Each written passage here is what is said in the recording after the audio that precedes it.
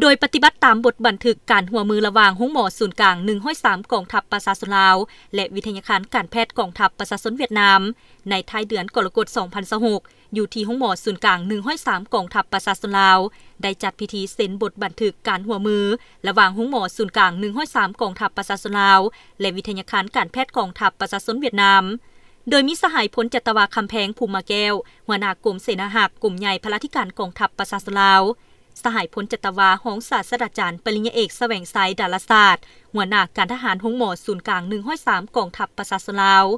สหายพลตีห้องศาสตราจารย์ปริญญาเอกเงียมดึกทวนหัวหน้าการเมืองวิทยาคารการแพทย์กองทัพประชาชนเวียดนามพร้อมด้วยคณะทั้งสองฝ่ายและภาคส่วนที่เกี่ยวข้องเข้าร่วม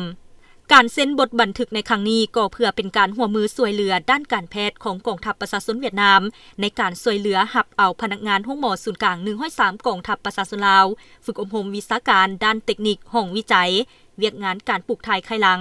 ปัญหามีลูกยากและเวียกงานอื่นๆซึ่งเป็นการประกอบส่วนหัดแน่นความสามัคคีพิเศษและเสริมสร้างสายพัวพันธุ์อันดีงามอันเป็นมูลเสื้อและการหัวมือหอบด้านระหว่าง2ภาค2รัฐ2กองทัพและประชาชน2ชาติลาวเวียดนามให้นับมือเติบใหญ่ขยายตัวขึ้นไปเรื่อยๆ